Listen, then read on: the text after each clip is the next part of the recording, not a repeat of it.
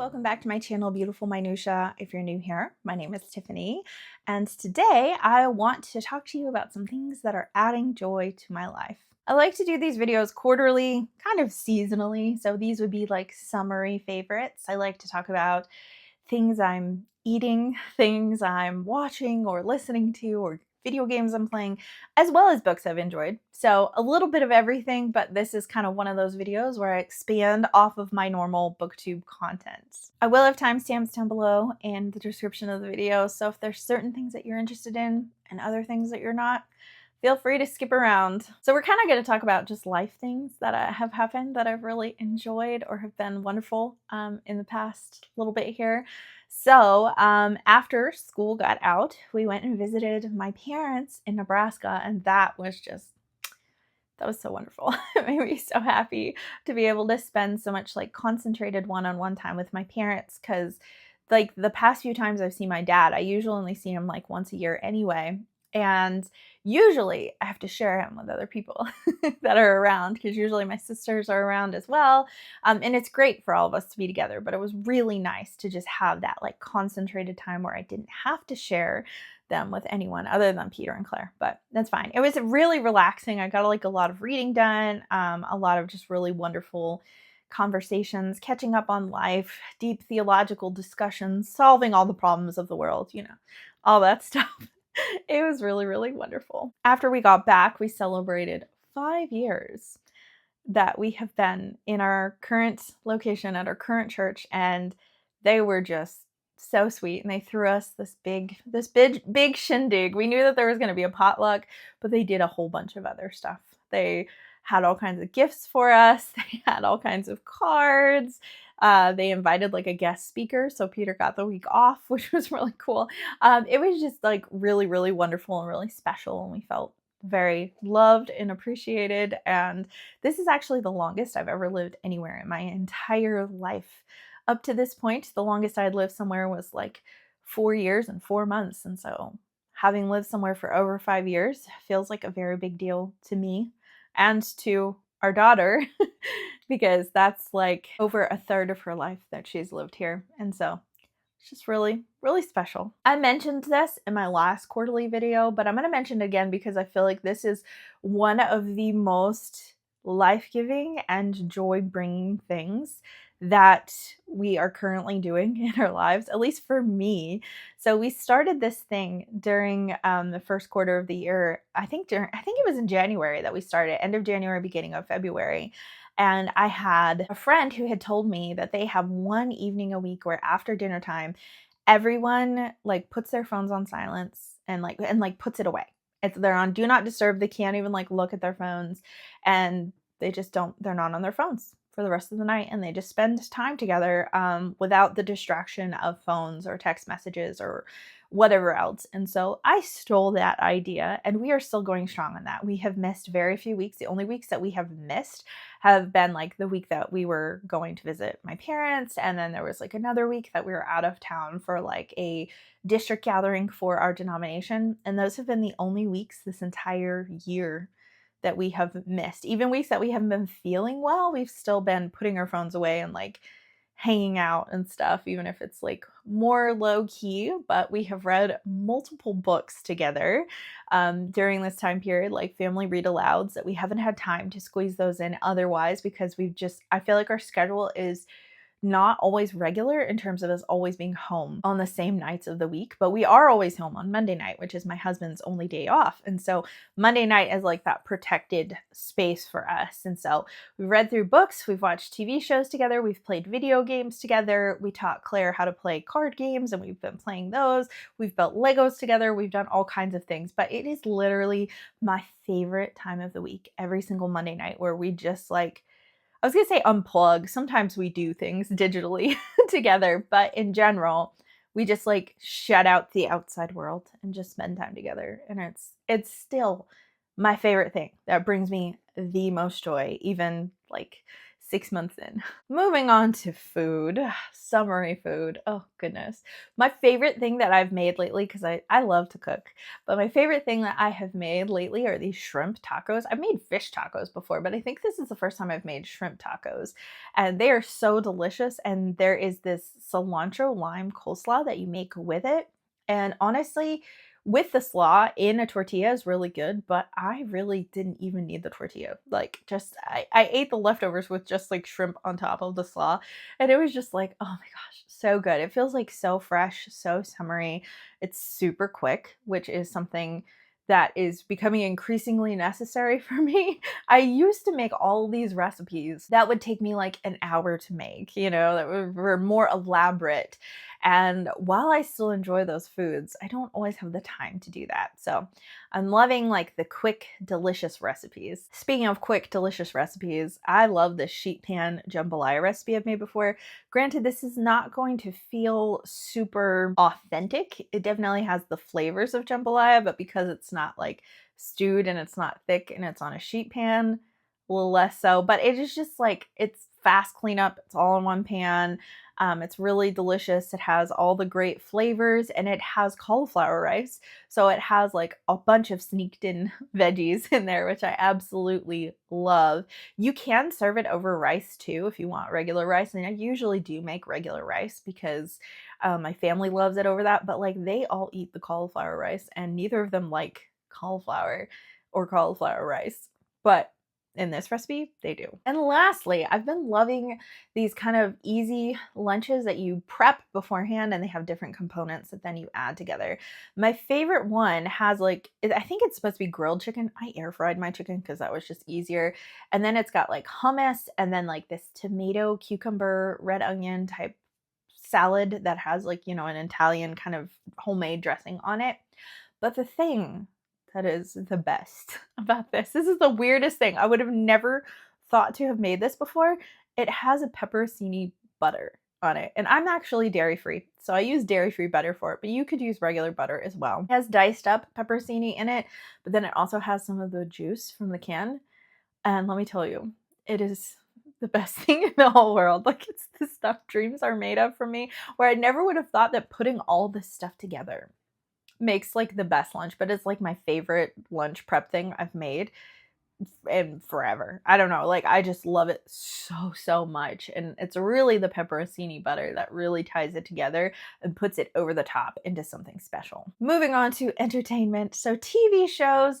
I've finished a couple of TV shows within the past couple of months because if you have watched these videos before, you know that primarily what I watch in terms of actual TV and movies is K-drama, and I spread them out. So I'm typically usually watching a show with my friend Christy and a show with my husband, and it ends up being like, with my husband, it's always like one episode a week. Christy, it's usually a lot longer. So it takes us longer to get through them. We're not binging. We're not going through quickly because K-dramas usually have anywhere from 12 to 20 episodes. And those episodes are like an hour to an hour and a half long. So it's not like they're really short or anything like that. I finished Extraordinary Attorney Woo with my husband and loved it so much. And we were looking for another drama and we tried one or two and just wasn't really working for us. And then I suggested Tale of the Nine-Tailed, which I actually have watched. I watched it with Christy a few years ago. And Christy and I just finished season 2 not that long ago, which is very tonally quite different. I feel like it's much more funny. But I really love the first season. Actually, it is number 3 out of all the K-dramas I have watched. Is I just love, it's more of a horror, but it's also like a fantasy and has a lot of Korean mythology and folklore. And so I love it. And so I thought that my husband might really enjoy it because he really loves that kind of fantasy stylized like action scenes that you see in movies like Twilight or things like that. Just those kind of like supernatural beings fighting in that way. And so I thought he would like that because I felt like the action scenes and the fight scenes were stylized in a very similar way in this show. And so he's like, he has so many questions, things he's talking to me about. And we're only like 4 episodes in.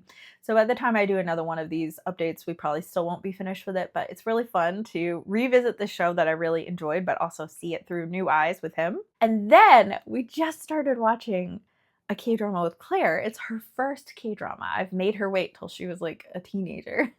And so we were trying to decide which ones to watch with her. I was considering Imitation, which has a couple of the 80s boys in it, and it feels like very appropriate for a younger teen. But we ended up going with Startup, which is actually the very first K-drama that I ever watched. And I then, a couple of years later, watch it with Peter, and that has been a couple of years now. And so I'm watching it now for the third time with Claire, and Claire is so obsessed. It's so fun to see how much she just loves the show, and she always wants to watch multiple episodes. So a lot of times we watch 2 episodes on a family night, and that ends up being like 3 hours long. And she's always like, I could watch one more, and I'm like, girl, girl. It would be like so long to watch another episode. So yeah, it has just been really fun. And as I'm watching it, I think we're over halfway through, and I'm like, I would watch this drama a 4th time because I just love it so much. It's my second favorite K-drama, Startup. So I love it. I've read before or heard before that like your very first K-drama ends up holding like a special place in your heart, and it's really hard for something to dethrone that show. I found that to be true for a really long time. It wasn't until probably like a year and a half ago that a show finally beat out Startup, and Startup was the show that actually finally beat out Peter's first K-drama that he loved. And so I feel like Startup is just special in our family because now it's my daughter's first as well, and it's just so fun to experience with her. Speaking of Korean things, let's move on to music. Most of the music I have been listening to lately has been K-pop, which is typical for me, although I've been really enjoying, what's his name, Seth Schutler lately. I really like him a lot, and a lot of he's a Christian worship artist, and a lot of his songs have just really met me where I am a lot, especially Valley of Worship. That's like a favorite right now. But anyways, mostly K-pop. Lots of new things coming out. We are starting to stan more and more groups, which is making it difficult to keep up with all the comebacks for me. Not for Claire, but you know what? She's a kid. She has more time to spend on these things. And there's a lot of groups that she stans and I'm just like on the sidelines. I like don't even know the members' names. I don't have a bias, whatever. Our favorite album that has come out recently is Boy Next Door's Home, which is their first full-length album. They've only had EPs up to this point. And we are just so obsessed. We were obsessed with Tok Tok Tok when it was a pre-release that came out, and we're obsessed with Viral, but we're obsessed with like really pretty much every song on the album. It's just so good.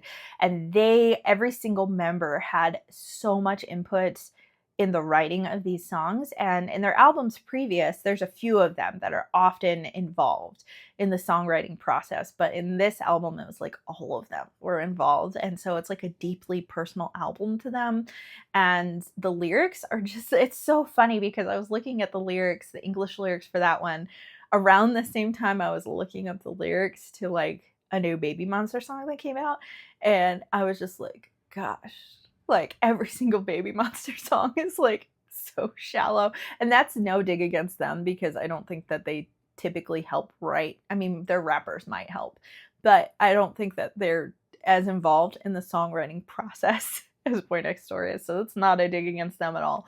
But Boy Next Door just has like a depth of emotion because it is so personal to the members, and so there's just like an authenticity there that I just really love. And I think that Boy Next Door is like the top of performers for 5th gen K-pop. Like I think that they're the best of the best and the best live singers of their generation as well, and I just love them so much. On a different note, we are really enjoying ITZY's newest comeback as well. Motto is just like such a summer bop. Like it is a vibe and we love it so much. It kind of is a bit twice coded in my opinion. It feels like it could have been a Twice song, but I still love it and I still think they did it so well. They have solo songs on that album as well. Each member has a solo song, and Ryujin and Chaerong's are just so good. Ryujin's is my favorite, but Chaerong's is really good too. It has like really good like R&B vibes. And the other 3 are really good as well, but those 2 I feel like are really standouts, which is interesting because when they did solo songs on the Born to Be album, I felt like Yeji's song was the standout for me. And Yeji is my bias. I tend to bias all-rounder leaders. So, but yeah, her solo song though, I love it. It's not nearly in the league of Chaerong and Ryujin. So But overall, really good album. Video gaming has been a bit of a dry spell for me lately. So I really enjoyed Dave the Diver. I've played that recently and had fun with it and finished the entire game. I've been trying not to buy video games this year and so far have been successful. Haven't purchased any. I've just been trying to play backlog games and I'm doing a low buy year in general and trying to not spend superfluously. But I played Dave the Diver and I really liked it, but towards the end it was getting a little old for me. I was basically just following the storyline because the loop was getting I guess it's like this in a lot of cozy games that the loop is repetitive, but the loop was getting too repetitive to me at the end, and so I was like, okay, I'm just like ready to move on, so I just hurried up and finished the story. But I did really like it, and since then I have tried 3 different games and played them each for like a couple of days and then been like, meh. Like, I feel like I'm really in the mood to play games lately, but I'm just not finding a game that's clicking for me long term, which is kind of a bummer, but at least I'm trying out these other games that have been sitting in my backlog for a really long time. And yeah, it's just I just feel like I'm kind of like in a lull a little bit. So if you want to recommend any games that are similar to Dave the Diver in terms of kind of mechanics, doesn't have to be a fishing game. It actually doesn't even have to be a cozy game. But I really did like the kind of the gathering with like a shop management kind of thing. So I tried Moonlighter after that for that reason. And I liked it for like a week. And then I was like, "Ugh, I just have to do the same thing over and over and over again." And it's like procedurally generated, like Dave the Diver, but it's like a dungeon crawler with a shop management thing. And so you do the same thing over and over again. And I felt like it was taking me too long to progress. It just was getting boring way faster than Dave the Diver did. Okay, let's talk about books because this is a booktube channel. So I'm just going to really kind of talk to you about what I've been in the mood for lately, and then a book or two that has kind of been a standout in that. So shockingly, I've really been enjoying poetry lately. I know. Who is she? So I've been reading Devotions by Mary Oliver slowly over the entire year, like a poem a day sometimes. Sometimes I'm not even reading a poem a day. It just kind of depends how my day is going, but I've just been kind of tucking it in with kind of like the quiet way I start my morning where I can. So that's kind of been going on all year. But in general, since then, I have been reading Paradise Lost, which at the time of filming this, I'm about at the halfway mark.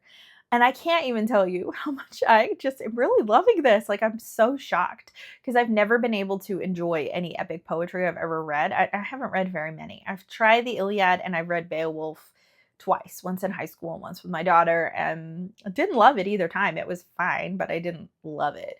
Paradise Lost, I'm really, really enjoying. I just love the way that Milton writes, and because it's something that I'm really familiar with, I don't feel like it's a hurdle for me to try to understand what's going on. And I think that that really helps me as well. And then I'm currently reading, and not finished at the time of filming this, Cain by Dean Toomer. And it's not only poetry, but he has poetry intermixed with short stories.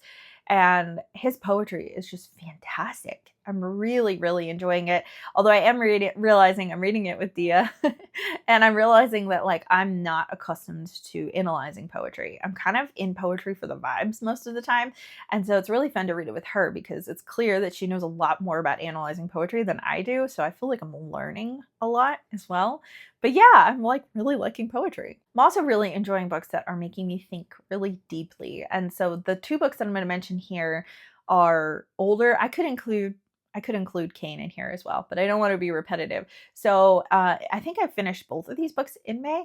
Silence, and I loved this book. My gosh, this is like it was such a haunting book, but it was very reflective.